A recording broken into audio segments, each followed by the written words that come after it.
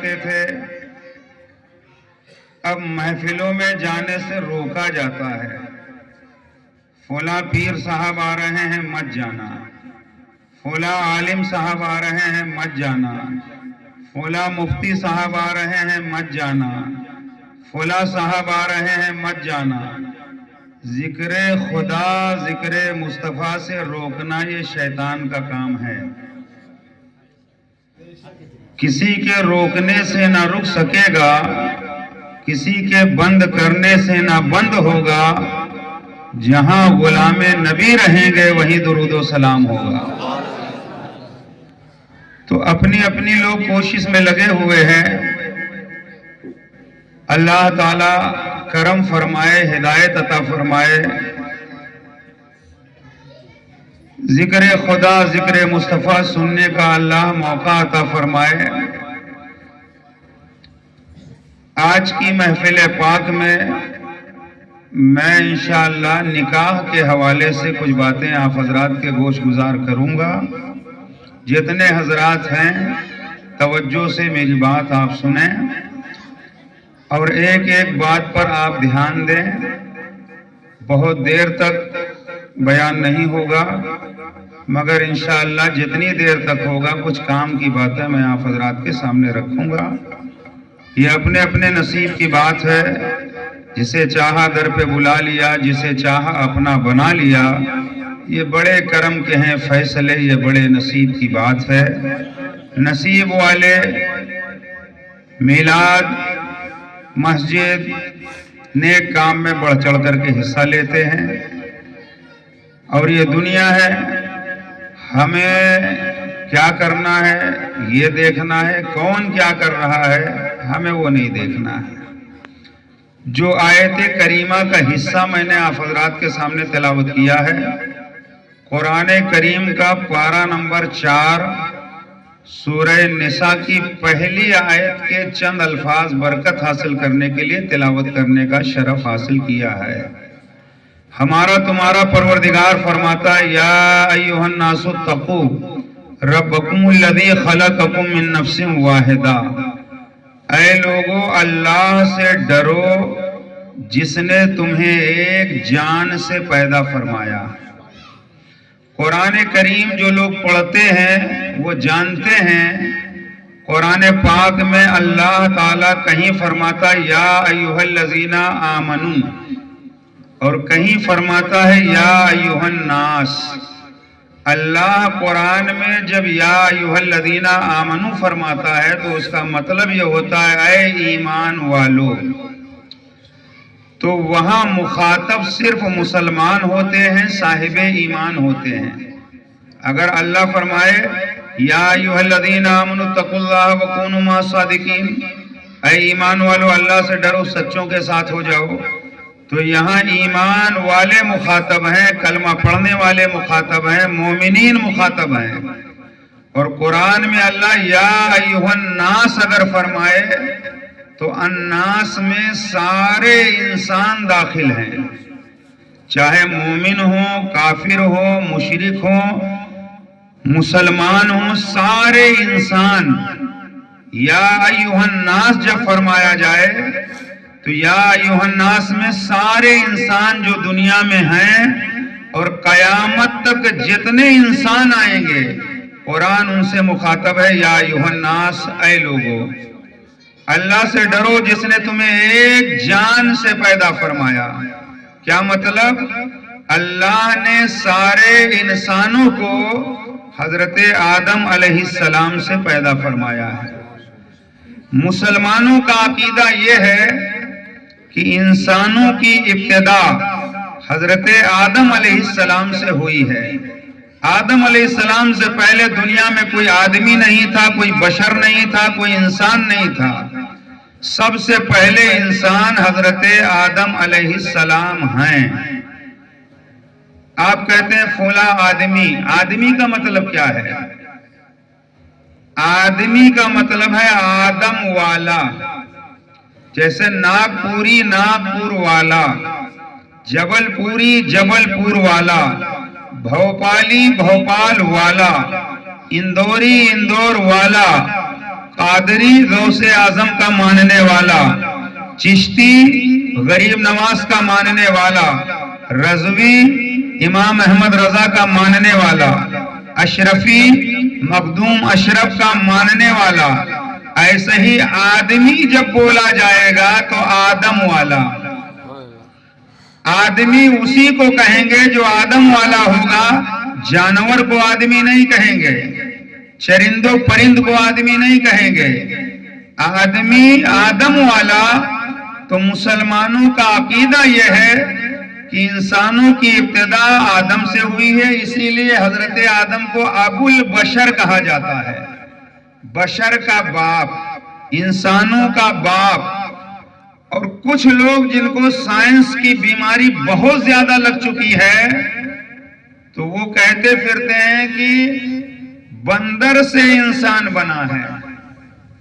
سنا ہوگا آپ نے بھی کہ بندر سے انسان بنا ہے، یعنی پہلے انسان نہیں تھا، بندر تھا، بندر سے انسان بنا ہے۔ تو میرے 2-3 سوالات ہیں ان لوگوں سے جو کہتے ہیں کہ بندر سے انسان بنا ہے۔ تو پہلا سوال میرا یہ ہے کہ اگر بندر سے انسان بنا ہے تو انسان بنتے ہوئے بندر سے کس نے دیکھا ہے؟ جب بندر سے انسان بنا تو بندر سے انسان بنتے ہوئے کس نے دیکھا؟ کس پرانی کتاب میں لکھا ہوا ہے کہ انسان سے بندر بنا؟ دوسرا سوال یہ ہے کہ اگر بندر سے انسان بنا ہے تو آج انسان بندر سے کیوں نہیں بن رہا ہے؟ ہزاروں سال گزر جانے کے بعد کوئی بندر سے انسان نہ بن سکا، اور روکا کس نے ہے کہ جناب بندر اب آپ انسان نہ بنائیں؟ اور اگر بندر سے انسان بنا ہے تو میرا سوال یہ ہے کہ جو بندر کی پونچھ تھی وہ گھسٹ کر کے ختم ہوئی یا کاٹی گئی؟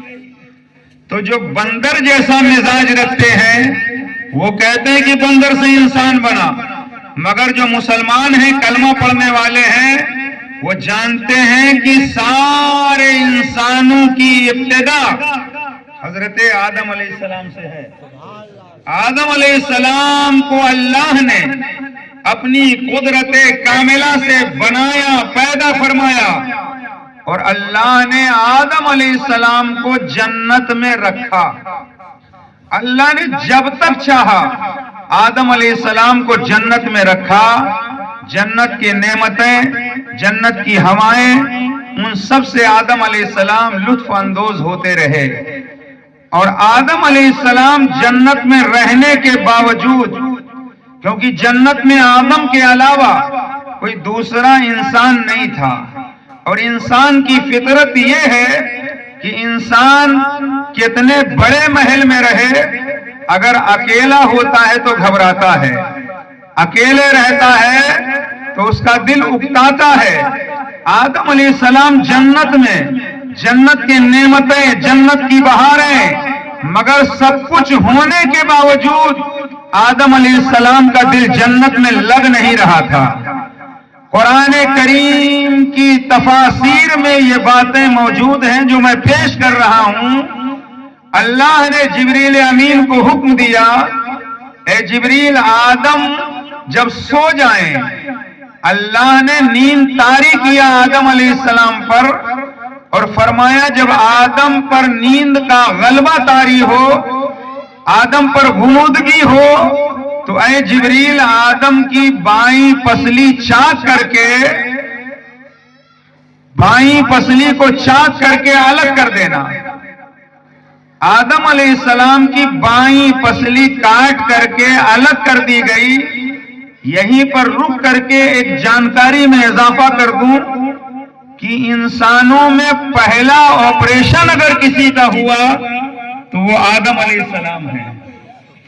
آدم علیہ السلام کی پسلی جب چاک کی گئی، اللہ نے اس پسلی سے حضرت حوا کو بنایا، اور جنتی 70 جوڑے پہنا کر کے جنت کے اندر سونے کی کرسی پر بٹھایا۔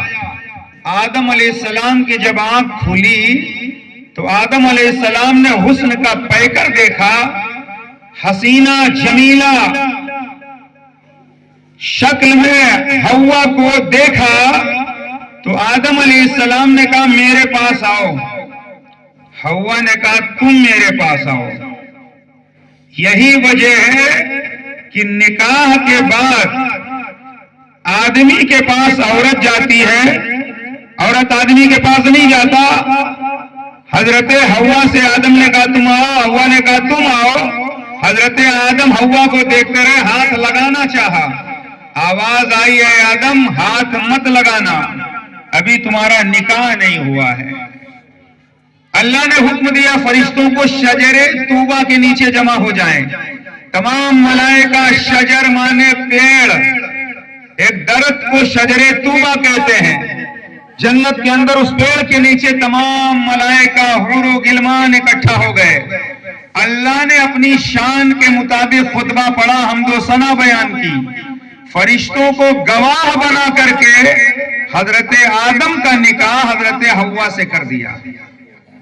حضرت آدم کا نکاح جب حوا سے ہو گیا تو حضرت آدم علیہ السلام نے پھر ہاتھ بڑھایا چھونے کے لیے، آواز آئی آدم پہلے مہر ادا کرو، پہلے مہر ادا کرو۔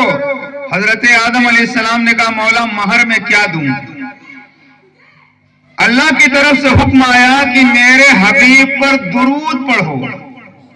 روایتیں مختلف ہیں، بعض روایت میں ہے کہ 3 مرتبہ، بعض روایت میں کہ 10 مرتبہ، بعض روایت میں کہ 20 مرتبہ، اس کے علاوہ بھی روایتیں ہیں۔ اللہ نے حکم دیا میرے حبیب پر درود پڑھو تاکہ حوا کو تم پر حلال کر دوں۔ آدم علیہ السلام نے درود پڑھا اور حوا کو حضرت آدم پر حلال کر دیا گیا۔ گویا آدم علیہ السلام کا جو مہر تھا وہ درود مصطفیٰ تھا، تو درود مصطفیٰ کی برکت سے آدم پر حوا حلال ہوئی۔ میں کہا کرتا ہوں کہ آدم پر حوا حلال تب ہوئی جب انہوں نے مصطفیٰ پر درود پڑھا۔ اے مسلمانوں، چاہتے ہو کہ جنت تم پر حلال ہو جائے تو مدینے والے آقا پر اٹھتے بیٹھتے سوتے جاگتے درود و سلام پڑھتے رہو اور درود کا ورد کرتے رہو، اور بستر پر جاؤ تو یہ کہتے رہو میں سو جاؤں یا مصطفیٰ کہتے کہتے، کھلے آنکھ صلی علی کہتے کہتے، کھلے آنکھ صلی علی کہتے کہتے حضرت آدم علیہ السلام پر حوا حلال کر دی گئی۔ اب یہاں پر 1-2 نقطے میں آپ کے سامنے رکھ دوں۔ سوال پیدا ہوتا ہے کہ اللہ تو قادر مطلق ہے، اللہ چاہتا تو حوا کو پیر کے ناخن سے بنا دیتا، اللہ اگر چاہتا تو حوا کو ہاتھ کی انگلی سے پیدا کر دیتا، اللہ اگر چاہتا تو آدم کے سر کے بال سے حوا کو بنا دیتا، مگر اللہ نے سر کے بال سے حوا کو نہیں بنایا، پیر کے ناخن سے حوا کو نہیں بنایا، ہاتھ کی انگلی سے حوا کو نہیں بنایا، اللہ نے بائیں پسلی سے آدم کی حوا کو بنایا۔ سوال پیدا ہوتا آخر ایسا کیوں ہے؟ تو سنیے، اگر اللہ آدم کے پیر کے ناخن سے حوا کو بنا دیتا تو کچھ لوگ سمجھتے کہ عورت پیروں کی ٹھوکر ہے، عورت پیروں کی ٹھوکر ہے، پیروں سے روندنے کی چیز ہے۔ اگر اللہ ہاتھ کی انگلی سے حوا کو بنا دیتا تو لوگ سوچتے اور سمجھتے کہ عورت انگلی پر نچانے کی چیز ہے۔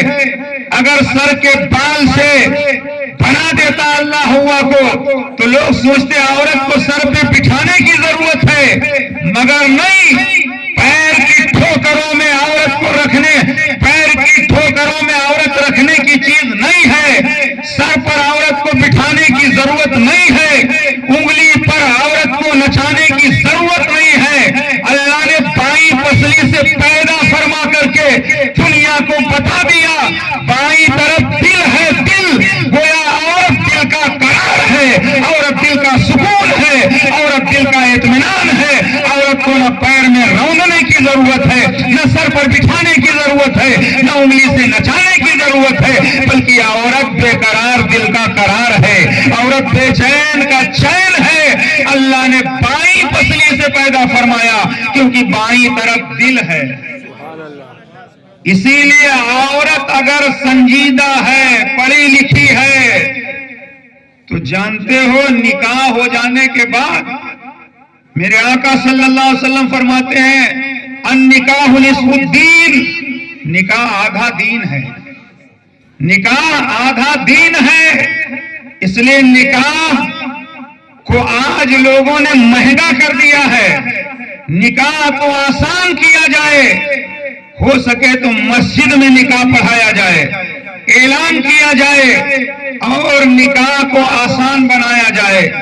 لیکن آج حالات ایسے بد سے بدتر ہوتے جا رہے ہیں کہ نکاح کو اتنا مہنگا کر دیا گیا ہے. بہت ساری بچیاں گھروں میں گھٹ گھٹ کر کے زندگی گزار رہی ہیں. اتنا مال ان کے پاس نہیں, ان کے گھر والوں کے پاس اتنی دولت نہیں ہے. اور آج ہمارا حال یہ ہے, رشتے کے لیے جب ہم جاتے ہیں سب سے پہلے مکان دیکھتے ہیں, سب سے پہلے دکان دیکھتے ہیں, سب سے پہلے ہم کاروبار دیکھتے ہیں, سب سے پہلے ہم حسن و جمال دیکھتے ہیں. مگر یاد رکھنا, نکاح کے لیے اگر پیغام لے کر کے جاؤ تو سب سے پہلے دین دیکھنا, اس کے پاس دین ہے یا نہیں ہے. اس لیے کہ جو لڑکا یا لڑکی دین پر چلے گا وہ رسول اللہ کے قانون پر چلے گا, وہ نکاح کی سنت کو ادا کرے گا اور اس کے گھر میں اسلامی ماحول رہے گا تو تربیت پانے والے بچے بھی آگے چل کر کے زندگی صحیح معنوں میں گزار سکیں گے. آج لوگ کہا کرتے ہیں, دعائیں مانگتے ہیں, یا اللہ صلاح الدین ایوبی بھیج دے, یا اللہ محمد بن قاسم بھیج دے, یا اللہ نور الدین زنگی بھیج دے, یا اللہ خالد ابن ولید بھیج دے. میں کہتا ہوں خالی دعائیں کرنے سے کام نہیں چلے گا.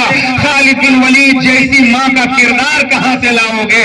سلطان صلاح الدین ایوبی کی ماں جیسا کردار کہاں سے لاؤ گے؟ جب ماں طیب و طاہر ہوتی ہے, جب ماں ساجدہ ہوتی ہے تب بیٹا ساجد ہوتا ہے, جب ماں عابدہ ہوتی ہے تب بیٹا عابد ہوتا ہے. ارے ماں جب سیدہ آمنہ ہوتی ہے تب بیٹا رسول اعظم ہوتا ہے, جب ماں سیدہ حاجرہ ہوتی ہے تب بیٹا اسماعیل ذبیح اللہ ہوتا ہے, جب ماں سیدہ مریم ہوتی ہے تب بیٹا عیسیٰ, تب بیٹا حضرت عیسیٰ روح اللہ ہوتا ہے, جب ماں ام الخیر فاطمہ ہوتی ہے تو بیٹا غوث اعظم ہوتا ہے, جب ماں ام الورا ماہ نور ہوتی ہے تو بیٹا غریب نواز ہوتا ہے, جب ماں حسینی خانم ہوتی ہے تو بیٹا امام احمد رضا ہوتا ہے. ماں کا کردار, باپ کا کردار بہت اہم رول ادا کرتا ہے. اسی لیے رشتے کے لیے جب جاؤ تو دین پہلے دیکھو.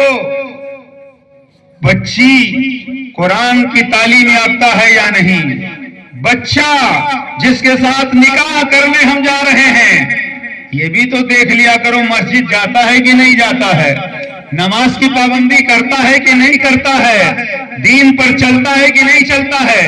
ایک صاحب کہنے لگے کہ بینکوں میں جب میں جاتا ہوں تو داڑھی ٹوپی والے کچھ ایسے ہیں کہ انہیں فارم بھرنا نہیں آتا تو مجھے بڑا افسوس ہوتا ہے.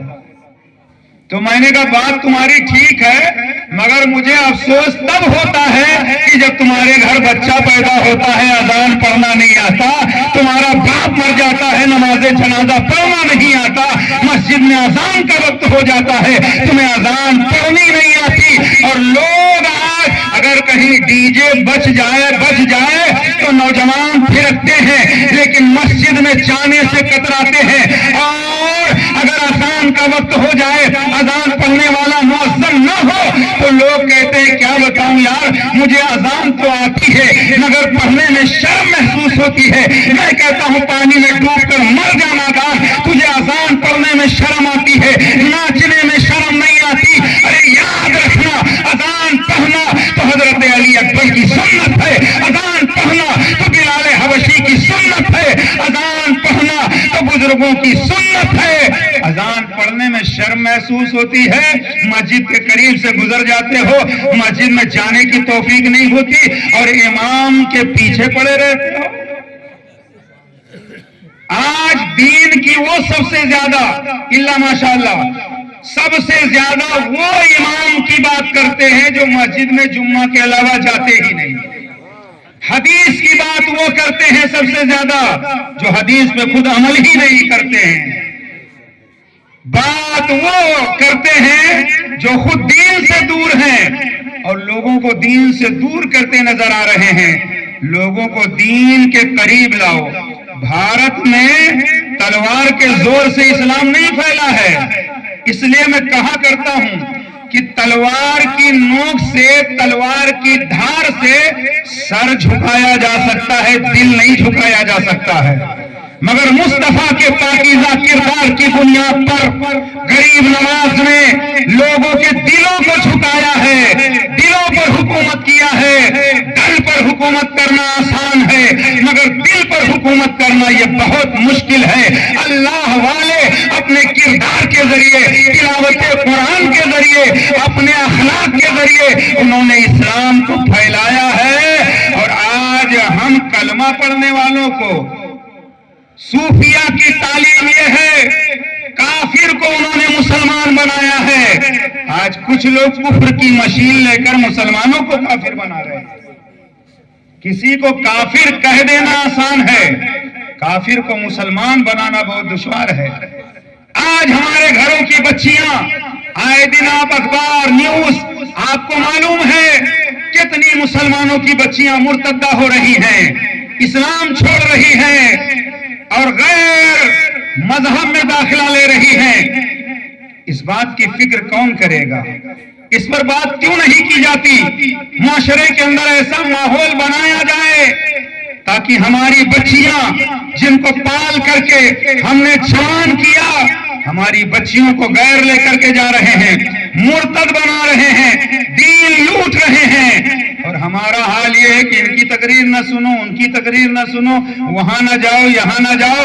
بچیاں اسلام چھوڑ رہی ہیں. خود اپنے گھروں کی لوگ حفاظت نہیں کر پاتے اور بڑی بڑی باتیں لوگ کرتے ہیں.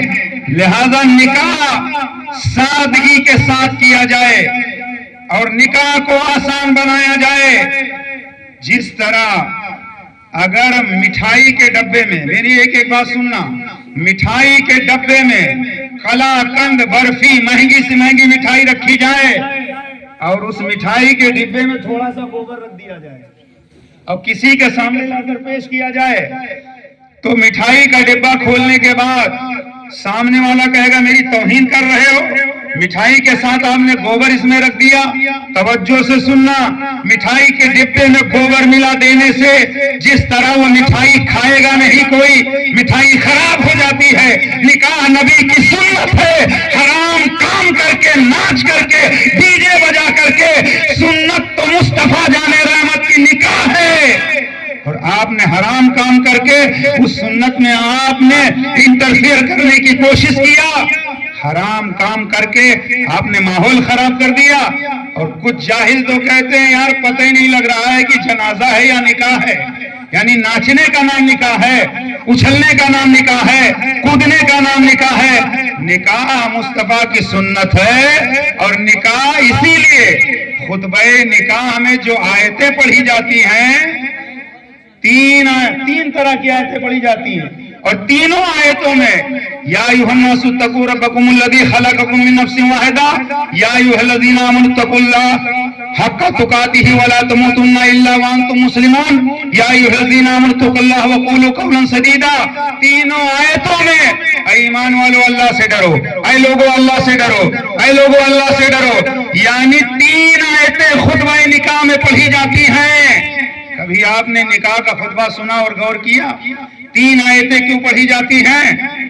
اس لیے کہ انسان کی تین حالتیں ہیں، ایک بچپنا ہے، ایک جوانی ہے، ایک بڑھاپا ہے. تین طرح کی آیتیں اور ہر آیت میں اللہ سے ڈرو، اللہ سے ڈرو، اللہ سے ڈرو.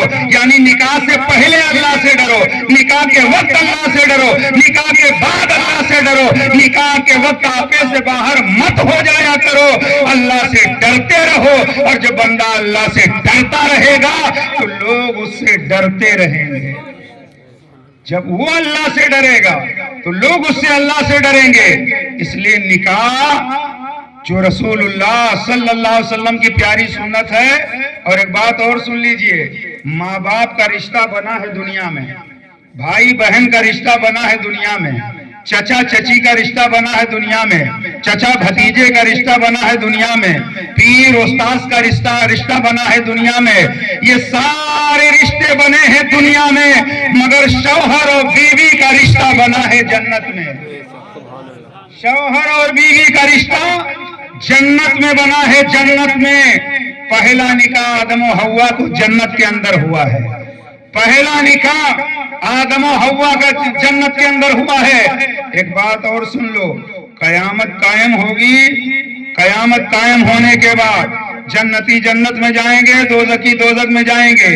मर जाने के बाद में कोई नमाज नहीं पढ़ सकता, रोजा नहीं रख सकता, हज नहीं कर सकता, तिलावत कुरान नहीं कर सकता, सदका नहीं दे सकता, खैरात नहीं दे सकता। मगर तवज्जो से सुनना, जन्नत में निकाह होता रहेगा। जन्नत में निकाह होता रहेगा। निकाह वो जन्नती अमल है, न पहले बंद हुआ न आज बंद हुआ, जन्नत में भी निकाह होता रहेगा। जन्नत में भी निकाह होता रहेगा। इसलिए निकाह वो इबादत है, वो जन्नती अमल है। जो निकाह के लायक हो गए हैं, निकाह बाद सूरतों में फर्ज है, बाद में वाजिब है, अलग अलग है। तो निकाह वक्त अगर टाइम हो जाए, निकाह कर दिया जाए। और निकाह हो जाने के बाद जब आदमी नमाज पढ़ता है तो उसका सवाब भी बढ़ जाता है। तो निकाह सादगी के साथ किया जाए। और रसूलुल्लाह सल्लल्लाहु अलैहि वसल्लम का जब पहला निकाह हुआ तो रसूल करीम सल्लल्लाहु अलैहि वसल्लम की 11 अज़वाज मुतहरात, मगर सरकार को कुंवारे, सरकार सल्लल्लाहु अलैहि वसल्लम अगर किसी औरत को कुंवारे मिले हैं तो वो हजरत खदीजतुल कुबरा रदी अल्लाह ताला अन्हा की जात है। सरकार की उम्र मुबारका थी 25 साल और हजरत खदीजा की उम्र थी 40 साल। हजरत खदीजा 2 मर्तबा की बेवा हो चुकी थी। अल्लाह के नबी ने पहला निकाह हजरत खदीजा से किया। सरकार कुंवारे, खदीजा बेवा। जब ये निकाह हुआ, कौन ऐसा खानदान था जो ये नहीं चाहता था अब्दुल्लाह के बेटे का निकाह हमारे खानदान से हो जाए, हमारे घराने से हो जाए। मगर अल्लाह के रसूल ने सारी कुंवारियों को ठुकरा करके एक बेवा से निकाह किया था। अरब की धरती पर जब ये निकाह हुआ तो लोग चीख उठे, ऐ अब्दुल्लाह के बेटे, तुम्हारे लिए कुंवारियों की कमी नहीं थी, तुमने कुंवारियों को ठुकरा करके एक बेवा से निकाह क्यों किया? तो नबी की रहमतों ने जवाब दिया था, ऐ मक्के वालों, तुम निकाह करते हो, तुम्हारे निकाह का फलसफा और है, हमने निकाह किया है, हमारे निकाह का फलसफा और है। तुम निकाह करते हो, तुम्हारे निकाह का मकसद और है, हमने निकाह किया है, हमारे निकाह का मकसद और है। ऐ लोगों, तुम निकाह करते हो नफसानी लज्जत के लिए, मोहम्मद ने निकाह किया है बेवाओं की इज्जत के लिए। सुभान अल्लाह, सुभान अल्लाह। मोहम्मद ने निकाह किया है बेवाओं की इज्जत के लिए। मुस्तफा जाने रहमत ने बेवा से निकाह करके बेवा के वकार में 4 चांद लगा दिए, बेवा की इज्जत को बढ़ा दिया।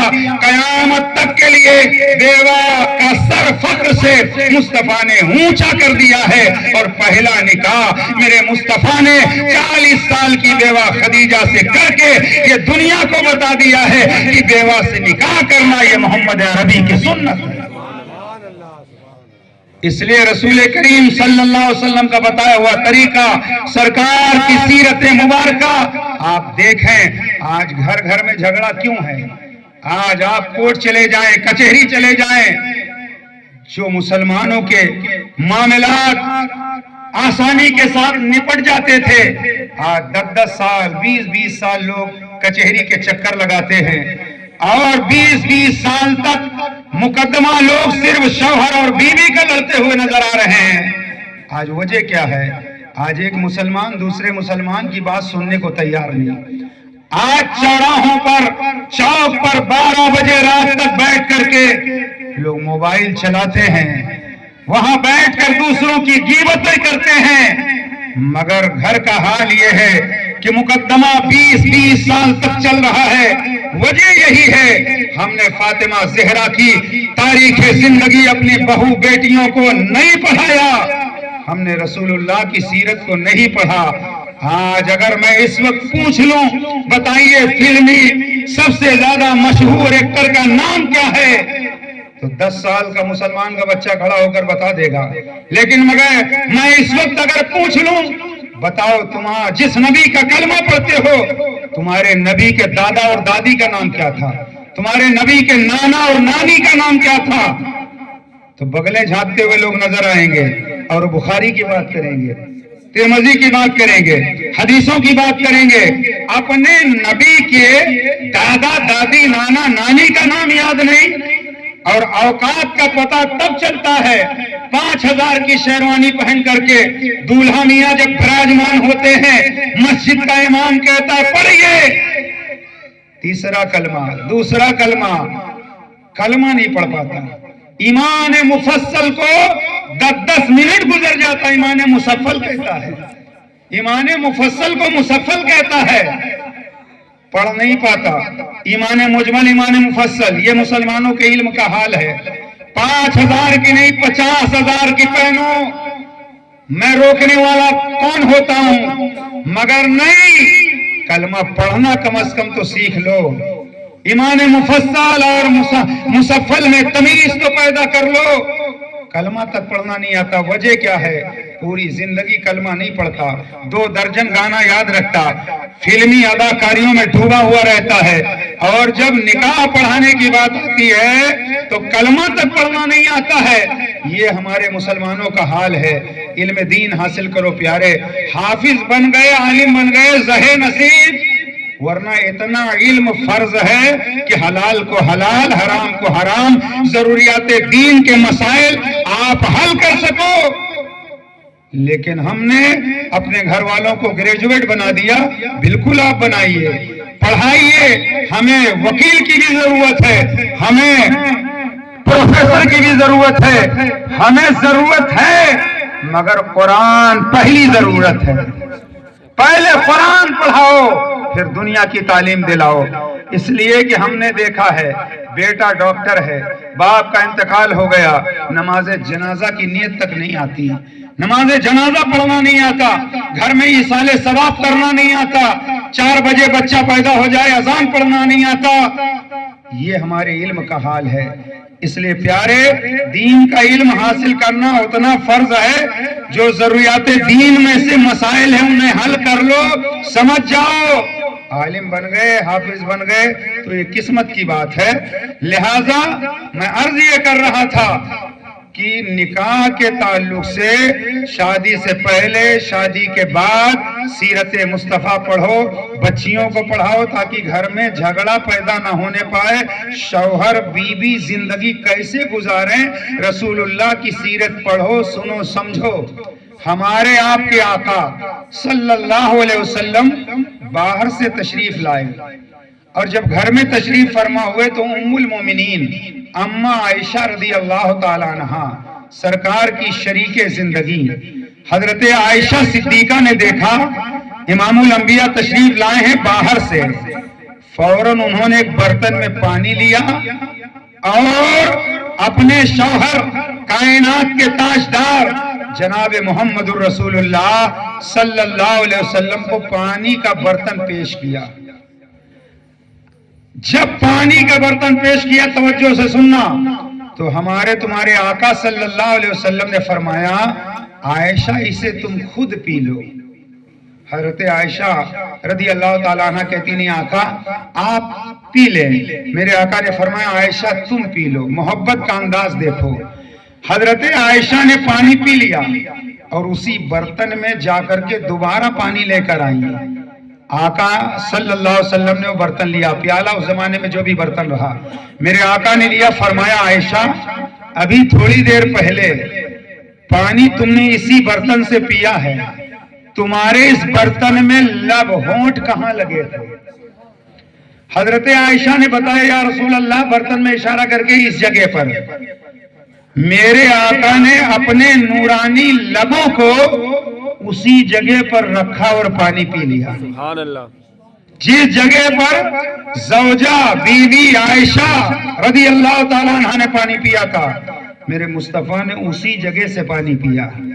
ये उम्मत को तालीम दे रहे हैं कि जब ये अंदाज होगा, शौहर बीवी में झगड़ा नहीं होगा। बीवी को चाहिए शौहर घर पे जैसे ही बाहर कहीं से आए तो पहले नंबर पर उसे पानी पेश करे। अगर शौहर चाय का आदी है, चाय पसंद करता है, चाय पेश करे, उससे मीठी मीठी बातें करे, झगड़ा नहीं होगा। थका मांदा शौहर आता है, बीवी से पानी तलब करे, बीवी पानी ना पेश करे, बीवी उसकी जरूरियात का ख्याल न रखे, झगड़ा होना तो तय है। अल्लाह के रसूल ने तालीम किस तरह से दिया है, सुनिए, आपका ईमान ताजा हो जाएगा। हमारे तुम्हारे आका सल्लल्लाहु अलैहि वसल्लम सफर में कभी कभी अज़वाजे मुतहरात में से किसी बीवी को साथ में रखते थे। एक सफर में हमारे तुम्हारे आका थे, सहाबा इकराम भी थे, खेमे लगे हुए थे, पड़ाव डाला, एक जगह पर ठहरे, और जब चलने का इरादा हुआ तो आका ने फरमाया सहाबा से तुम लोग चलो, आगे चलो। जब सब लोग चले गए, मैदान खाली, कोई दूर दूर तक नहीं। आका हैं और ज़ौजा हजरत आयशा सिद्दीका हैं। आका ने फरमाया आयशा मेरे पास आओ। उम्मुल मोमिनीन आयशा आई, मेरे आका का प्यार देखो। आका फरमाते आयशा मैं चाहता हूं कि तुम मेरे साथ दौड़ लगाओ, क्या मेरे साथ दौड़ना पसंद करोगी? हजरत आयशा कहते या रसूल अल्लाह बिल्कुल। मेरे आका फरमाते सामने जो एक पत्थर या कुछ निशान था, आका अपनी अहलिया हजरत आयशा से फरमाते चलो हम दोनों दौड़े। कायनात के ताजदार हैं, बीवी के साथ जिंदगी कैसे बसर कर रहे हैं, उम्मत को तालीम देने के लिए। वरना वो नबी जिनकी बारगाह में जिब्रील भी आए तो इजाजत लेकर के आए, वो नबी जिनकी शान ये है कि अल्लाह ने तमाम कायनात में सबसे अफजल व आला अगर किसी को बनाया है तो वो हमारे आपके आका सल्लल्लाहु अलैहि वसल्लम की जाते पाक है। आका फरमाते हैं आयशा मेरे साथ दौड़ोगी? हाँ या रसूल अल्लाह। आका फरमाते चलो देखें आगे कौन दौड़ता है और वहां तक पहले कौन पहुंचता है। उम्मुल मोमिनीन हजरत आयशा कायनात के ताजदार दौड़ लगा रहे हैं। आयशा सिद्दीका कहती मेरा बदन भारी ना था, हल्का था, मैं दौड़ करके उस मकाम पर जहां तक जाना था अल्लाह के रसूल से पहले पहुंच गई। और मुस्कुरा के आयशा सिद्दीका कहने लगी आका मैं आपसे आगे निकल गई। मेरे आका मुस्कुराने लगे हाँ आयशा तुम आगे निकल गई हो। कुछ अरसा गुजर जाने के बाद अम्मा आयशा कहती एक मौका फिर मिला। आका फरमाते आयशा आज फिर दौड़ लगाना है। आयशा कहती हैं या रसूल अल्लाह बिल्कुल। आयशा सिद्दीका कहती मेरा बदन भारी हो गया था, अब की बार जब दौड़ लगाया तो आका पहले पहुंच गए, मैं बाद में पहुंची। तो मेरे आका मुस्कुरा के कहने लगे आयशा मैंने पिछली बार का बदला ले लिया। सुभान अल्लाह।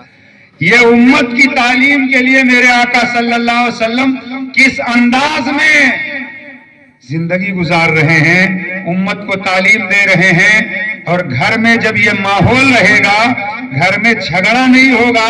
मेरे आका ने फरमाया, पूछा गया कि शौहर का हक क्या है?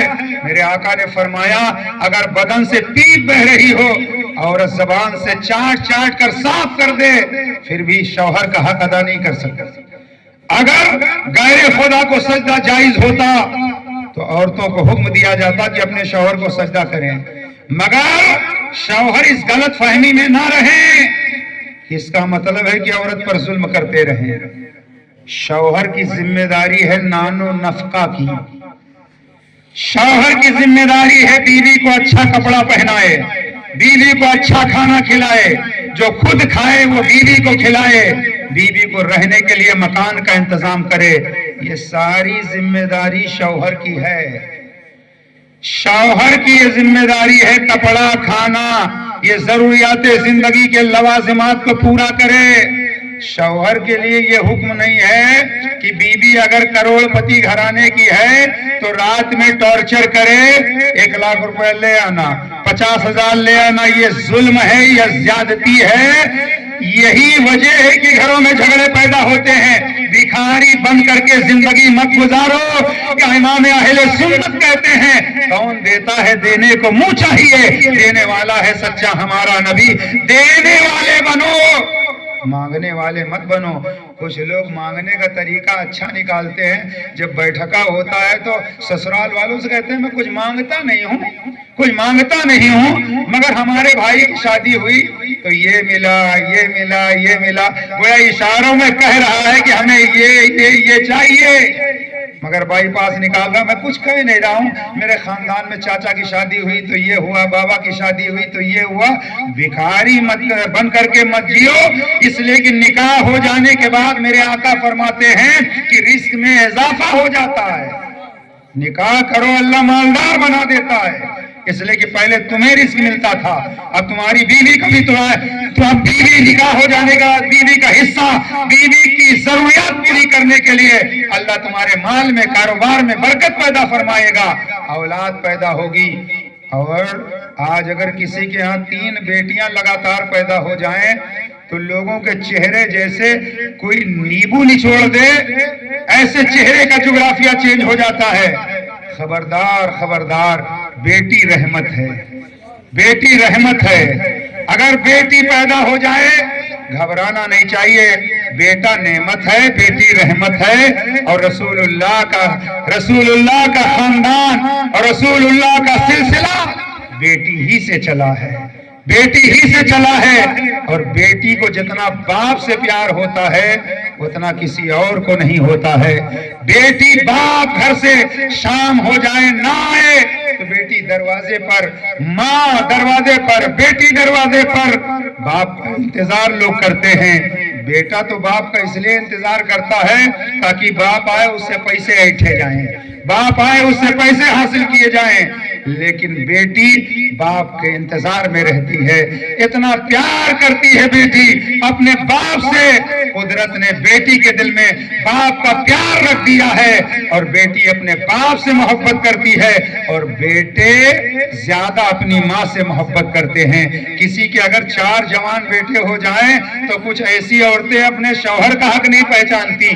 और याद रखना, औलाद पर हक यह है कि माँ और बाप दोनों का अगर कोई मामला बन जाए, झगड़ा हो जाए या कुछ ना इत्तेफाकी हो जाए तो औलाद ना बाप की तरफ से बोले ना माँ की तरफ से बोले, इसलिए कि बाप जन्नत के दरवाजों में से बीच का दरवाजा है और जन्नत माँ के कदमों के नीचे है। पूछा गया माँ बाप के लिए क्या, फरमाया गया माँ बाप ही तुम्हारे लिए जन्नत है, माँ बाप ही तुम्हारे लिए दोज़ख है। हुमा जन्नतु का व नारु का, मेरे आका ने फरमाया माँ बाप ही तुम्हारी जन्नत है, माँ बाप ही तुम्हारी जहन्नम है। क्या मतलब, माँ बाप को राजी कर लोगे जन्नत में चले जाओगे, माँ बाप को नाराज करोगे जहन्नम में चले जाओगे। तो ना माँ की तरफ से आपको बोलना है ना बाप की तरफ से बोलना है। कुछ अहमक माँ की तरफदारी में बाप को घर से निकाल देते हैं, बाप को गालियां देते हैं। खबरदार, औलाद को यह हक नहीं है कि माँ को तकलीफ दे या बाप को तकलीफ दे। अगर माँ और बाप दोनों एक साथ में पानी मांग ले तो पहले किसे पानी दिया जाएगा? पहले किसे पानी दिया जाएगा? माँ बाप, माँ का हक ज्यादा है, लेकिन बाप माँ का शौहर है और हाकिम है। और कुरान में रिजालु कव्वामूना अला निसा, मर्द को अल्लाह ने हाकिम बना के रखा है। औरत इज्जत के साथ घर में रहने की चीज है। आज मगरिबी तालीम की बीमारी आम हो गई है और मुसलमानों को बहकाया जाता है।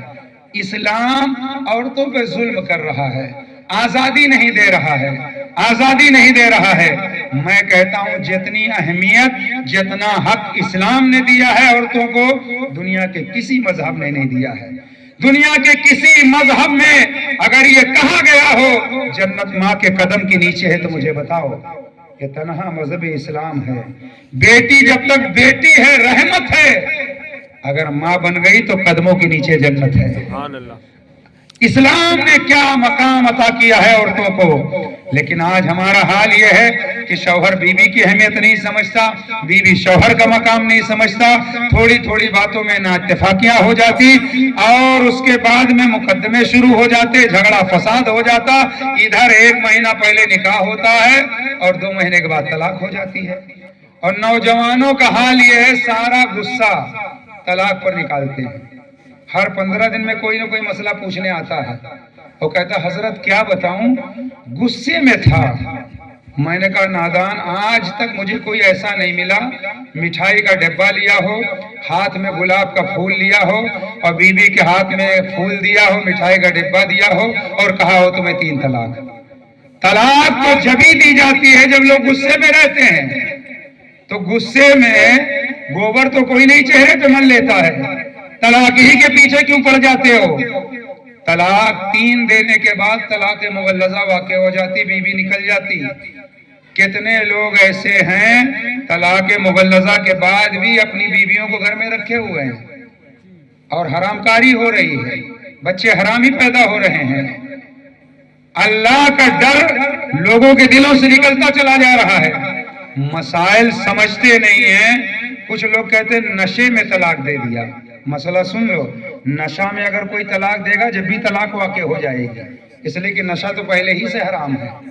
کوئی شراب پی کر کے، اور حدیث شریف میں کہ شراب پینے والوں کو اپنی بیٹیاں ہی مت دو، اس لیے کہ وہ نشہ میں نہ معلوم کتنی بار طلاق دیتا رہے گا۔ اس لیے رشتے کے لیے دیکھو بیٹا بھانگ تو نہیں پیتا، گانجا تو نہیں پیتا، وہ شراب تو نہیں پیتا، یہ ساری چیزیں دیکھا جائے، اگرچہ وہ غریب ہے لیکن دیندار ہے تو رشتہ کر دیا جائے۔ اس لیے اگر غلط راستے پر چلنے والا ہے، پہلے سے چل رہا ہے، تو تمہیں سیدھے راستے پر کیا چلائے گا؟ اور 5000 آدمی کو دعوت دے دینا یہ کمال نہیں ہے۔ میں نے دیکھا ہے ایک کھانا کھا رہا ہوتا، 5 لوگ کرسی کے پیچھے کھڑے رہتے ہیں، 4 لوگ کرسی کے پیچھے کھڑے رہتے ہیں۔ سامنے والا اگر تھوڑا بے غیرت ٹائپ ہے تو ٹھوسے پڑا ہوا غیرت مند ہے تو بیچارہ بھوکا اٹھ کر کے چلا جاتا ہے۔ دعوت کم لوگوں کو دو، عزت کے ساتھ کھانا کھلاؤ۔ پورے علاقے کو دعوت دینا یہ کوئی ضروری نہیں ہے۔ میں آپ کو بتاؤں، ایک صحابی حضرت عبد الرحمن بن عوف رضی اللہ تعالیٰ عنہ، بہت مالدار صحابی، بہت مالدار۔ اور سنیے، مکہ شریف سے ہجرت کر کے جب لوگ مدینہ شریف گئے، مہاجرین اور انصار، تو اللہ کے رسول نے تمام صحابہ کے درمیان بھائی چارہ کا رشتہ قائم کیا۔ ایک انصاری صحابی کو لیتے، ایک مہاجر کو، ایک کا ہاتھ میں پکڑاتے اور فرماتے تم ان کے بھائی ہو، یہ تمہارے بھائی ہیں۔ آج لوگ کہتے ہیں یو پی سے آئے ہیں، بہار سے آئے ہیں، فلاں جگہ سے آئے ہیں، ایسا کر رہے ہیں، ویسا کر رہے ہیں۔ اس خبیث نے دین پڑھا ہی نہیں جو اس طرح کی بات کر رہا ہے۔ میرے آقا مکہ سے جا کر مدینہ پہنچ کر صحابہ کے درمیان بھائی چارہ کا رشتہ قائم کر رہے ہیں۔ ایک صحابی کو دوسرے صحابی کا ہاتھ پکڑا رہے ہیں، اور خالی اتنا ہی نہیں، تمام لوگوں کو بھائی بنا دیا۔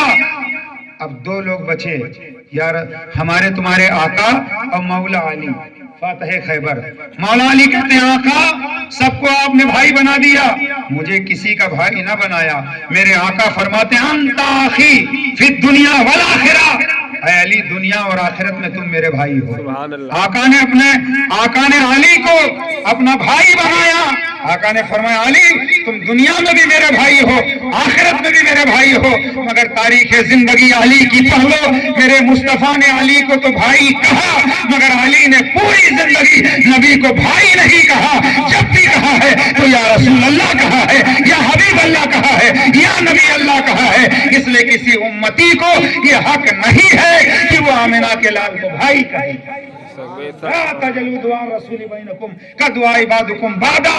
تم رسول کو آپس میں اس طرح مت پکارو جیسا کہ ایک دوسرے کو پکارتے ہو۔ تو کسی کو حق نہیں ہے کہ رسول اللہ کو بڑا بھائی کہے یا چھوٹا بھائی کہے۔ اللہ کو جب یہ گوارا نہ ہوا کہ رسول اللہ کا کوئی دوسرا بھائی پیدا کرے، اللہ نے مصطفیٰ ماں کے شکم میں تھے، باپ کا انتقال ہو گیا، اس میں ایک حکمت یہ بھی ہے، ہو سکتا ہے باپ زندہ ہوتے کوئی دوسرا بھائی پیدا ہوتا یا بہن پیدا ہوتی تو ہو سکتا ہے بھائی کہہ دیتا اے محمد جو تمہارا باپ ہے وہ میرا باپ ہے۔ اللہ نے باپ کا سایہ اٹھا لیا تاکہ قیامت تک کوئی نہ بھائی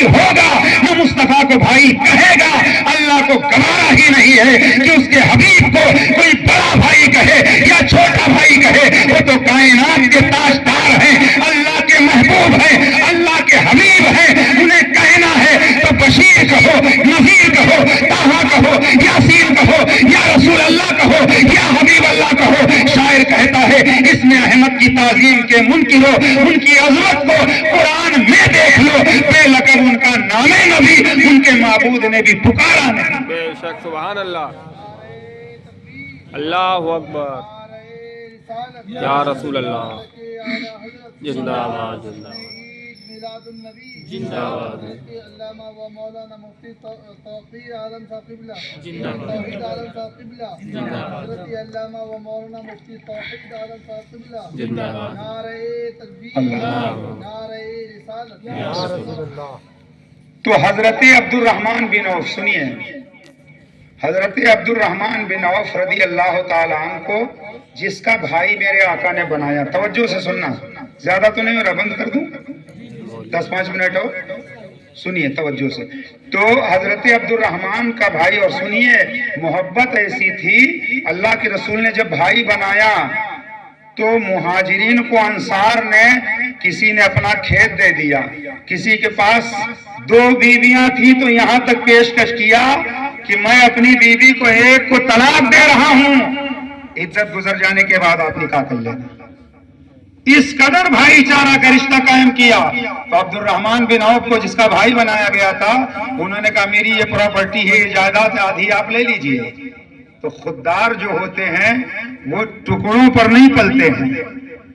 عبد الرحمن بن عوف کہتے ہیں کہ آپ کا شکریہ، مجھے کچھ چاہیے نہیں، بازار کا راستہ مجھے بتا دیں۔ عبد الرحمن ابن عوف کو بازار پہنچایا گیا، آپ نے جائزہ لیا اور کاروبار کیا۔ صحابی رسول عبد الرحمن بن عوف نے کاروبار کیا، اللہ نے اتنا نوازا، اتنا نوازا، اتنا نوازا، یتیموں کا، بیواؤں کا، غریبوں کا، کمزوروں کا، ہر طرح جو بھی ضرورت مند آتے تھے، حضرت عبد الرحمن سب کی مدد کرتے رہے، سب کی مدد کرتے رہے۔ اور اللہ کے رسول صلی اللہ علیہ وسلم فرمایا کرتے تھے غلام آزاد کرو، تو تنہا عبد الرحمن ابن عوف نے 30,000 غلام آزاد کیے تھے۔ سبحان اللہ، اللہ کی رضا کے لیے 30,000 غلام آزاد کیا تھا۔ اور حضرت عبد الرحمن بن عوف رضی اللہ تعالیٰ عنہ کو اللہ نے ایسا مالدار بنایا کہ اس زمانے میں مدینہ شریف میں سب سے مہنگا اگر لباس کسی کی بیوی پہنتی تھی تو حضرت عبد الرحمن بن عوف کی شریک زندگی۔ سبحان اللہ، سبحان اللہ، اللہ نے اتنا بڑھایا، اتنا مالدار بنایا۔ اسی لیے دعا کیا کرو، اللہ مال دے تو قارونی مال نہ دے، اللہ مال دے تو عثمانی مال دے، عبد الرحمن بن عوف جیسا مال اللہ کا، اور مال دے تو اللہ دل بھی دے۔ تو حضرت عبد الرحمن کا جب انتقال ہوا تو جانتے ہو اس وقت ان کی 4 بیویاں تھیں۔ مالداری سنیے پھر آگے کی بات سنیے۔ عبد الرحمن بن عوف کی 4 بیویاں تھیں، حصہ تقسیم ہونے لگا جائیداد میں، اونٹ، گھوڑے، کھیت، پراپرٹی، باغ، بہت سارا سامان چھوڑا تھا، بیوی کو 8واں حصہ ملتا ہے۔ تو جب مال بٹنے لگا، اب مالدار کتنے اس بات سے اندازہ لگانا، بیویوں میں جب سونا بٹنے لگا، فجر کے بعد مزدوروں کو بلایا گیا سونا کاٹنے کے لیے، کلہاڑا چلتا رہا، سونے پر کٹتا رہا، سونا کٹتا رہا، ظہر کی اذان ہو گئی۔ اتنا سونا تھا کہ بیویوں میں جو بانٹا جا رہا تھا، فجر کے بعد سے مزدور کاٹتے رہے جو انہوں نے وراثت میں چھوڑا تھا عبد الرحمن ابن عوف نے۔ اتنے مالدار، اتنے مالدار۔ اب وہی عبد الرحمن بن عوف ہے، سنیے، انہوں نے نکاح کیا، اور نکاح کرنے کے بعد فجر کی نماز پڑھنے گئے تو کپڑے پر زرد رنگ کا کچھ نشان تھا، زعفران وغیرہ کا۔ تو آقا نے پوچھا عبد الرحمن یہ کیا ہے؟ تو انہوں نے کہا یا رسول اللہ میں نے رات میں نکاح کیا تھا۔ نہیں سمجھے؟ انہوں نے اللہ کے حبیب کو بھی نہیں بتایا، نکاح کیا۔ میرے آقا نے فرمایا مہر، ہاں یا رسول اللہ، اتنا سونا مقرر کیا۔ یعنی اتنے مالدار صحابی رسول اللہ کو بھی نہیں بتایا کہ میں نے رات میں نکاح کیا ہے، اعلان نہیں کیا، بہت لوگوں کو بلایا نہیں۔ اللہ کے رسول ناراض نہیں ہوئے کہ آپ نکاح کر لیے، ہم کو دعوت نہیں دیا، ہم کو دعوت نہیں دیا، ہم کو دعوت نہیں دیا۔ آج تو اگر استھتی نہیں دیکھتے کہ حالات کیسے ہیں، ہم کو 2 بار دعوت کے لیے بولا، تیسری بار نہیں بولا ہم نہیں جائیں گے۔ ارے ہم کو دعوت نہیں دیا، زندگی بھر کھاتا رہا، ہم کو نہیں کھلایا۔ اللہ کے رسول ناراض نہیں ہوئے کہ ہمیں دعوت کیوں نہیں دیا؟ آپ اندازہ لگائیں، اتنے مالدار چاہتے تو پورے مدینے والوں کی دعوت کر دیتے، مگر نہیں، سادگی کے ساتھ نکاح کیا۔ تو یہ کوئی ضروری نہیں، خود اللہ کے رسول نے ولیمہ سنت ہے، ولیمہ سنت ہے، باقی باراتیوں کو کھلانا سنت نہیں ہے۔ یہ تو ایک رسم چلی آ رہی ہے، اور باراتی اتنے جنون میں رہتے ہیں کہ تھوڑا سا کمی اگر واقع ہو گئی، حالانکہ وہ سمجھتے ہی نہیں کہ ولیمہ سنت ہے۔ خود بیٹوں کے یہاں جاؤ تو اللہ خیر کرے۔ اللہ کے حبیب نے ایک بکری کا ولیمہ ایک بیوی میں کیا، ورنہ کہیں پنیر، کہیں تھوڑا سا کھجور، کہیں مالیدہ، مختصر سا۔ اور ولیمہ کرنے کے لیے 5000 لوگوں کو کھلانا بھی ضروری نہیں ہے کہ ولیمہ کے لیے نہ پلیٹ پوری ہو رہی ہے، کھانا پہلے ہی ختم ہو جا رہا ہے، ڈھونڈ کر کے کھا لیا، چاول پھینکا جا رہا ہے، کتوں کے آگے ڈالا جا رہا ہے، تو ایسا ولیمہ بھی ٹھیک نہیں۔ اس لیے ان چیزوں پہ کنٹرول کرنا ضروری ہے۔ بھائی میں غلط بول رہا ہوں تو مجھے بول سکتے ہو، جو بات صحیح میں اسی لیے تو بدنام ہوں، جو بات سچ ہے وہ میں کہہ دیتا ہوں تاکہ معاشرے کے اندر سدھار پیدا ہو۔ اللہ اگر کسی کو ہدایت دے دے گا اس کو بھی ثواب ملے گا، مجھ کو بھی ثواب ملے گا۔ اور تقریر خطاب اسی لیے ہوتا ہے کہ عمل کیا جائے، ورنہ بھر بھر رٹو طوطا کی طرح لوگ رٹ کے آتے ہیں اور خوب چیختے چلاتے ہیں۔ گاؤں والے کہتے ہیں رات میں بہت اچھا بیان کیا، کیا بولے یار وہی تو سمجھ میں نہیں آیا۔ تو رٹو والا معاملہ یہاں نہیں ہے۔ اللہ بزرگوں کے کرم سے جو کہلوا دیتا ہے وہ کہہ دیتا ہوں، اور میرا مقصد یہ ہوتا ہے اللہ مجھے پہلے عمل کی توفیق عطا کرے، پھر آپ عمل کریں۔ اور بیان اسی لیے ہوتا ہے کہ ہم سمجھیں، معاشرے کے اندر سدھار پیدا کریں، اپنے رسول کی تعلیم پر عمل کریں۔ زمانے کے لوگ کیا کر رہے ہیں ہمیں ان سے لینا دینا نہیں ہے، ہمیں کیا کرنا ہے، رسول اللہ کی سیرت کیا کہہ رہی ہے ہمیں اس پر عمل کرنا ہے۔ ایک بات اور سن لیجئے، حضرت جلیبیب ایک صحابی ہیں، واقعہ شاید آپ نے سنا ہو، بڑے غریب صحابی تھے۔ کچھ لوگ کہہ دیا کرتے ہیں کہ ان کا چہرہ بھی اچھا نہیں تھا، لیکن میرا عشق گوارا نہیں کرتا کہ میں صحابی رسول کے چہرے کے بارے میں یہ کہوں۔ بہت سارے خطبہ مولوی حضرات کہہ دیا کرتے ہیں صورت اچھی نہیں تھی معاذ اللہ وغیرہ وغیرہ۔ ہم کہتے ہیں کہ اگر پتھر کو بھی نبی سے نسبت ہو جائے تو ہماری نظر میں پتھر اچھا ہے۔ وہ صحابی غریب تھے، پست قد تھے، بہت زیادہ مالدار نہیں تھے۔ اللہ کے حبیب نے پوچھ لیا اے جلیبیب شادی نہیں کرو گے، نکاح نہیں کرو گے؟ کہتے ہیں یا رسول اللہ مجھ غریب کو اپنی بیٹی کون دے گا؟ نہ میرے پاس رہنے کے لیے اچھا مکان ہے، نہ میرا خاندان بہت اعلیٰ قسم کا ہے، آقا مجھے بیٹی کون دے گا؟ پھر آقا فرماتے ہیں یہ تو آقا ہے، کب رحمت کا دریا جوش پر آ جائے۔ امام اہل سنت کہتے ہیں کہ جب آ گئی ہے جوش رحمت کی، ان کی آنکھیں دریا بہا دیے ہیں، دربے بہا دیے ہیں، تو آقا کا دریا رحمت جوش پر آیا۔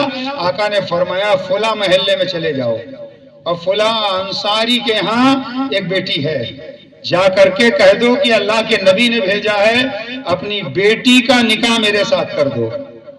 اللہ کے رسول کا حکم تھا، انکار نہیں کر سکتے تھے مگر ڈر رہے تھے۔ کہاں وہ اتنے مالدار، کہاں میں غربت میں زندگی گزارنے والا، مگر آقا کا حکم تھا۔ گئے محلے میں پہنچے، انصاری جو مالدار صحابی تھے دروازے پر دستک دی، دروازہ کھولا گیا۔ کس نے بھیجا؟ اللہ کے حبیب نے بھیجا۔ کیوں بھیجا؟ جیسے ہی بتایا تو صحابی رسول کہنے لگے ٹھہرو میں گھر میں مشورہ کر لیتا ہوں۔ بیوی سے مشورہ کیا تو بیوی نے کہا کہ ان کا کوئی خاندان بھی اعلیٰ نہیں، بہت مالدار بھی نہیں ہے۔ یعنی مشورہ کے بعد میں یہ جواب دیا گیا، انکار کا جواب دیا گیا، لیکن بچی وہیں سن رہی تھی، بیٹی وہیں سن رہی تھی۔ جب وہ جلیبیب چلنے کا ارادہ کرنے لگے تو بیٹی نے کہا اے ابا جان، اے امی جان، آپ نے یہ تو دیکھا کہ آنے والا کیسا ہے، آپ نے یہ کہ نہیں دیکھا کہ بھیجنے والا کیسا ہے؟ اگرچہ آنے والا ایسا ہے مگر بھیجنے والا کیسا ہے؟ امام الانبیاء نے بھیجا ہے، اس نے بھیجا ہے جس کے چہرے کی چمک کے بارے میں امام اہل سنت پکار اٹھے یا رسول اللہ چمک تجھ سے پاتے ہیں سب پانے والے، میرا دل بھی چمکا دے چمکانے والے۔ یا رسول اللہ، اللہ نے آپ کو وہ حسن و جمال عطا فرمایا ہے کہ آپ کی چمک سے کائنات کو چمک مل رہی ہے۔ چنانچہ بیٹی نے کہا مجھے رشتہ وہی کرنا ہے جس رشتے کو اللہ کے حبیب نے پسند کیا ہو۔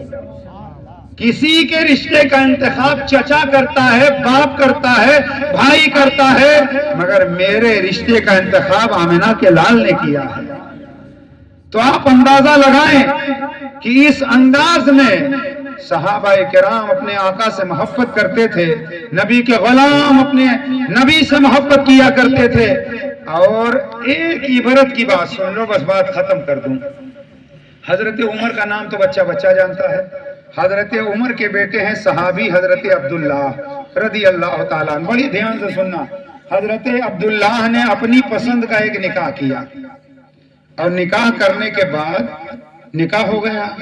شام کو سویرا ہوا تو فجر کی نماز میں وہ حضرت عمر ابن خطاب کو نہ ملے، تو حضرت عمر فجر کی نماز پڑھ کر گھر آئے اور حضرت عبداللہ کی ماں سے کہا عبداللہ کہاں ہے؟ تو عبداللہ کی ماں نے یعنی حضرت عمر کی بیوی نے کہا عبداللہ اپنے کمرے میں ہے، کہا بلایا جائے۔ حضرت عبداللہ کو بلایا گیا۔ حضرت عمر کہتے ہیں اے عبداللہ کیا وجہ ہے کہ میں نے آج فجر کی جماعت میں تمہیں نہیں پایا؟ تو حضرت عبداللہ کہتے ہیں ابا حضور رات میں تاخیر سے سویا مگر نماز میں نے پڑھی ہے۔ ابا حضور میں نے نماز پڑھی ہے، جماعت سے نماز نہیں ادا کر سکا، میں نے نماز پڑھی اور ٹائم پر نماز پڑھی ہے۔ جملے کو سننا، حضرت عمر کہتے ہیں کیا وجہ ہے فجر کی جماعت میں تمہیں نہیں پایا؟ بیٹا کہہ رہا ابا جان میں نے نماز پڑھی، رات میں دیر سے سویا، ٹائم پر نماز پڑھی، البتہ جماعت میں شریک نہ ہو سکا۔ حضرت عمر کہتے ہیں بیوی کو طلاق دے دو، بیوی کو طلاق دے دو۔ ابا حضور دوبارہ ایسی غلطی نہیں ہوگی، حالانکہ میں نے نماز پڑھی ہے۔ حضرت عمر نے کہا جو میں نے کہہ دیا وہ کہہ دیا، طلاق دے دو، طلاق دے دو۔ حضرت عبداللہ رونے لگے، روتے ہوئے سرکار کی بارگاہ میں گئے، یا رسول اللہ صلی اللہ علیہ وسلم ایسا ایسا ہوا ہے۔ میرے آقا نے فرمایا تمہارے باپ جو عمر کہہ رہے ہیں اس پر عمل کر لو۔ حضرت عمر سے پوچھا گیا آپ نے ایسا کیوں کہا؟ تو حضرت عمر جلال میں آ کے کہتے ہیں، حضرت عمر یہ جواب دیتے ہیں کہ جس بیوی کے آتے ہی، جس بیوی کے گھر میں قدم پڑتے ہی بیٹا سست ہو جائے اور جماعت سے نماز نہ پڑھ سکے اسے میں گھر کی دلہن بنا کے رکھوں، یہ عمر کو گوارا نہیں، میں اسے گھر کی سہاگن بنا کے رکھوں، یہ عمر کو گوارا نہیں ہے۔ آج تو حال یہ ہوتا ہے گھر والے جس دن نکاح ہوتا ہے صبح 8 بجے تک دروازہ نہیں کھولنے دیتے ہیں، رات میں دیر میں جگہ ہے، دروازہ بند رہنے دو، دروازہ بند رہنے دو، دین نکل آنے دو، یہ کر لیں۔ میرے بھائی دین کو سمجھو، صحابہ کی سیرت پڑھو کہ وہاں جماعت سے نماز نہیں ادا کیا، اور نماز پڑھ لیا تھا، جماعت ترک ہو گئی۔ اور یہاں حال کیا ہے، یہاں حال کیا ہے کہ بہت سارے ہم نے مولویوں کو بھی دیکھا ہے، خود تو نماز پڑھ لیتے ہیں، ان کی بیویاں 8 بجے تک پڑی سوئی رہتی ہیں، گھر میں نماز نہیں پڑھا پاتے۔ اور قرآن کیا کہتا ہے، فَاصْدَعْ بِمَا تُؤْمَرُ وَأَعْرِضْ عَنِ الْمُشْرِكِينَ، جس چیز کا تمہیں حکم دیا گیا ہے اسے سنا دو، اور وَأَنذِرْ عَشِيرَتَكَ الْأَقْرَبِينَ، اللہ نے فرمایا محبوب اپنے گھر والوں کو ڈراؤ۔ تبلیغ پہلے گھر سے شروع کرو، تبلیغ پہلے گھر سے شروع کرو، گھر میں تبلیغ کرو، ماں باپ کو نماز کا پابند بناؤ، بیوی کو نماز کا پابند بناؤ، اور دیندار گھرانے میں رشتہ کرو۔ اس لیے کہ جو عورت نماز نہیں پڑھے گی، قرآن نہیں پڑھے گی، اس میں پلنے والے بچے ماں باپ کے فرما بردار کہاں ہوں گے؟ دین کی تعلیم سے دور رہیں گے تو ماں باپ کا ادب کون بتائے گا؟ انگلش میڈیم میں پڑھنے والے بچے کو انگلش ٹاپ اور ٹاپر بنایا جائے گا، مگر خدا کی قسم ماں کے قدم کے نیچے جنت ہے یا مسجد کا امام بتائے گا یا مدرسے کا مولوی بتائے گا۔ اس لیے دین کی تعلیم، پڑھی لکھی بہو لاؤ، پڑھا لکھا داماد تلاش کرو، اور دین پر چلنے والا، میں یہ نہیں کہتا کہ ہر وقت مسجد میں بیٹھ کر کے وہ تسبیح پڑھتا رہے، نماز کا ٹائم آئے نماز پڑھے، کاروبار کا ٹائم آئے کاروبار کرے، حلال محنت سے روزی کمائے، حلال میں برکت ہے، حرام میں برکت نہیں ہے۔ بہت سے لوگ آتے ہیں کہتے مہینے میں 2 لاکھ کماتا ہوں، کدھر آتا کدھر چلا جاتا؟ میں نے کہا حرام مال میں برکت نہیں ہوتی، حلال میں برکت ہوتی ہے۔ حلال میں برکت ہوتی ہے جب کوئی حلال کھائے گا، حلال خون بنے گا، حلالی بن کر کے زندگی گزارے گا۔ حرام کھانے سے خون حرام کا بنے گا، وہ باپ کو نہیں پہچانے گا، ماں کو نہیں پہچانے گا، بہن کو بہن نہیں سمجھے گا، بھائی کو بھائی نہیں سمجھے گا۔ اور بڑی معذرت کے ساتھ ایک بات کہہ دوں، آج لوگ یہ سمجھتے ہیں، دین کو تو سمجھتے ہی نہیں۔ ایک بات کان کھول کر کے سن لو، اللہ کا فضل ہے کہ 9 سلسلوں کی میرے پاس اجازت ہے، 9 سلسلوں کی میرے پاس اجازت ہے۔ ہم مرید ہیں تاج الشریعہ بدر طریقہ علیہ الرحمہ کے، قادری، چشتی، 9 سلسلوں، اشرفی 9 سلسلوں کی اجازت ہے۔ میں اس لیے بتا رہا ہوں کہ میں پیروں کا مخالف نہیں ہوں، میں سنی سہل عقیدہ پیر کا مخالف نہیں۔ مسئلہ یہ ہے کہ غیر محرم پیر سے بھی پردہ ہے۔ مسئلہ یہ ہے کہ اگر پیر غیر محرم ہے تو مریدہ نہ پیر کے پاؤں دبا سکتی ہے، نہ سر میں تیل لگا سکتی ہے، نہ بغیر پردہ کے پیر کے سامنے بیٹھ سکتی ہے۔ یہ مسئلہ ہے شریعت کا، میرے ابا کا مسئلہ نہیں۔ جو لوگ چھپاتے ہیں وہی ہم بتاتے ہیں۔ لہذا پیر سے بھی پردہ ہے، مولوی سے بھی پردہ ہے، امام سے بھی پردہ ہے۔ میں کہنا یہ چاہتا ہوں کہ آج جو حالات ہیں، ہم رشتہ داروں کو اپنے گھروں میں گھسنے دیتے ہیں، اور زیادہ تر کانڈ کرنے والا ہمارا رشتہ دار ہی نکلتا ہے۔ اس لیے بچی جوان ہے، بہن جوان ہے، تو آنے والے رشتہ داروں کے بھی حوالے تنہا نہ چھوڑو، سفر میں تنہا نہ پہنچاؤ۔ یہ کھلی بات ہے، اور میں ڈر کے خطاب کبھی کرتا نہیں، اور اگر اماں نے دودھ کسی کی پلایا ہے تو 2 کرنے کے لیے میں تیار بھی رہتا ہوں۔ شریعت کا مسئلہ بتانے میں کبھی ڈرتا نہیں ہوں۔ اس لیے رشتہ داروں کے ساتھ بھی اکیلے بہن جوان ہے، بیٹی جوان ہے تو آپ نہ پہنچائیں، اس لیے کہ آج لوگ غور نہیں کر پاتے۔ لاسٹ میں جب چھانبین ہوتی ہے تو کہیں چچا نکلتا، کہیں بھتیجا نکلتا، کہیں تایا نکلتا، کہیں کون نکلتا۔ اس لیے پیر صاحب کی عزت کرو، پیر صاحب کو پیر سمجھو، باپ کو باپ سمجھو، ماں کو ماں سمجھو، اور جو جس کا مقام ہے اس مقام پر اس کو رکھو۔ پاؤں میں جوتا پہنا جاتا ہے، کوئی سر پہ رکھے گا، ہر آدمی کہے گا سر ٹوپی پہننے کی جگہ ہے، جوتا رکھنے کی جگہ نہیں ہے۔ پیر کو پیر جانو، ولی کو ولی جانو، صحابی کو صحابی جانو، صحابی کو نبی نہ جانو، نبی کو صحابی نہ جانو، صحابی کو صحابی مانو، نبی کو نبی مانو، خدا کو خدا مانو، خدا کو مصطفیٰ نہ مانو، مصطفیٰ کو خدا نہ مانو۔ ایک شعر میں سمجھا دوں، مصطفیٰ مصطفیٰ ہے، خدا خدا ہے، خدا خدا ہے، مصطفیٰ مصطفیٰ ہے۔ بیکل صاحب بلرام پوری نے کہا میں مانتا ہوں اے عقل والو میرا محمد خدا نہیں ہے، مگر دلوں میں یہ نقش کر لو کہ وہ خدا سے جدا نہیں ہے، وہ خدا سے جدا نہیں ہے۔ لا الہ الا اللہ پڑھتے رہو پڑھتے رہو، مسلمان ہو ہی نہیں سکتے جب تک کہ محمد الرسول اللہ نہیں پڑھو گے۔ تو لا الہ الا اللہ، خدا کی وحدانیت، محمد الرسول اللہ میں مصطفیٰ کی رسالت، اللہ اللہ ہے، مصطفیٰ مصطفیٰ ہے، مرتضیٰ مرتضیٰ ہے، ولی ولی ہے، صحابی صحابی ہے، پیر پیر ہے۔ اور ہمارے علاقے میں خاص کر اپنے چھیتر میں لوگ پیری مریدی سمجھتے ہی نہیں، جو پیر صاحب آئے انہی کے ہاتھ میں ہاتھ دے دیتے، انہی کے کہتے ہم طالب ہو رہے ہیں۔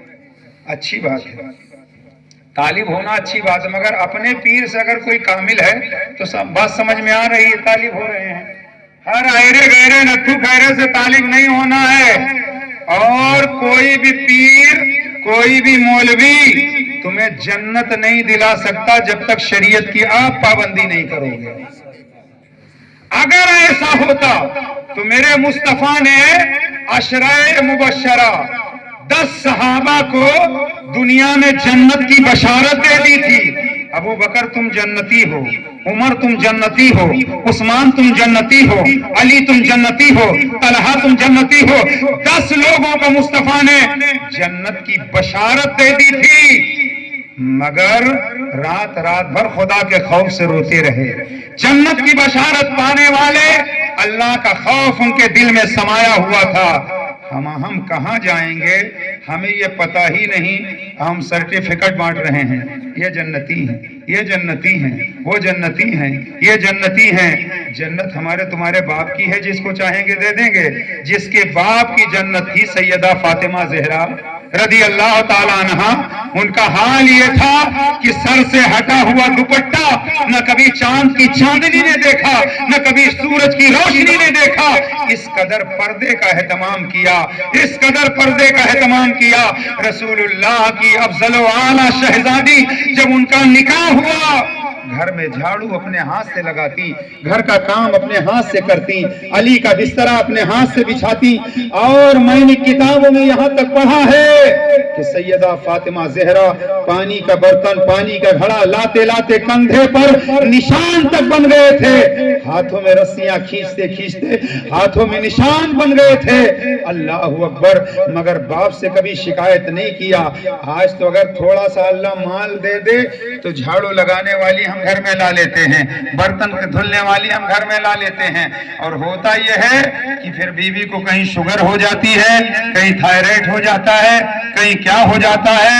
گھر کا کام کاج کرنے میں شرم محسوس نہیں کرنا چاہیے۔ اور بیوی کا ہاتھ اگر شوہر بٹا لے تو اس میں بھی کوئی شرم کی بات نہیں ہے۔ بیوی اگر کام کاج کر رہی ہے تو شوہر کو چاہیے کہ ہاتھ بٹا لے۔ شوہر اور بیوی، قرآن کہتا ہننا لباس لکم وانتم لباس لہن، شوہر بیوی کا لباس، بیوی شوہر کا لباس۔ اور لباس کیا جانتے ہو؟ لباس یہ ہے کہ شوہر بیوی کے آئے ڈھاکے، بیوی شوہر کے آئے ڈھاکے۔ بیوی ایک مرتبہ پاپوچ اتنے نکمے ہیں کہ بیوی کی برائی چوراہے پہ بیٹھ کے کرتے ہیں، دوستوں میں بیٹھ کر کرتے ہیں۔ یہ کمینہ پن ہے، اپنی بیوی کے اندر کے حالات دوستوں سے جو بتائے وہ دیوس ہے، وہ کمینہ ہے۔ گھر کی عزت کو گھر میں رہنے دو، پامال مت کرو۔ بیوی اور شوہر کے درمیان کی باتیں دوستوں کو مت بتاؤ۔ اور اس وجہ سے گھروں کے حالات جو بگڑ رہے ہیں، دین کی تعلیم نہ ہونے کی وجہ سے، شوہر بیوی کا مقام سمجھے، بیوی شوہر کا مقام سمجھے، ماں باپ کی عزت اہمیت اولاد سمجھے۔ جب اس طرح سے ہم اپنے گھر میں رہیں گے تو ہمارا گھر جہنم کا گہوارہ نہیں بنے گا، ہمارا گھر سکون ہی سکون، ہمارے گھر کا پرسکون ماحول رہے گا۔ لہذا جب بھی شادی کا موقع آئے، نیا مکان بناؤ، اللہ آپ کو مالدار بنائے تو کم از کم نبی کا میلاد اپنے گھر پہ پڑھتے رہو، سنتے رہو، تاکہ نبی کی محبت برقرار رہے، نبی سے عشق قائم رہے اور نبی سے محبت بنی رہے۔ اور نماز روزے کی پابندی کرتے رہو۔ نسبت بڑی چیز ہے، نسبت سے مقام ملتا ہے، मगर रसूलुल्लाह की सीरत को पढ़ा जाए, समझा जाए, अमल किया जाए, सादगी के साथ निकाह किया जाए, जितनी चादर है आप कहते हो उतना पैर फैलाया जाए। अगर कहीं किसी को किसी एतबार से दावत ना मिले तो झगड़ा करने की कोई जरूरत नहीं है, आना जाना बंद करने की कोई जरूरत नहीं है। इसलिए अल्लाह हमको सबको अमल खैर की तौफीक अता फरमाए, सुन्नत के मुताबिक निकाह करने की तौफीक अता फरमाए। खड़े हो जाइए, सलातो सलाम पढ़ लिया जाए। सलाम।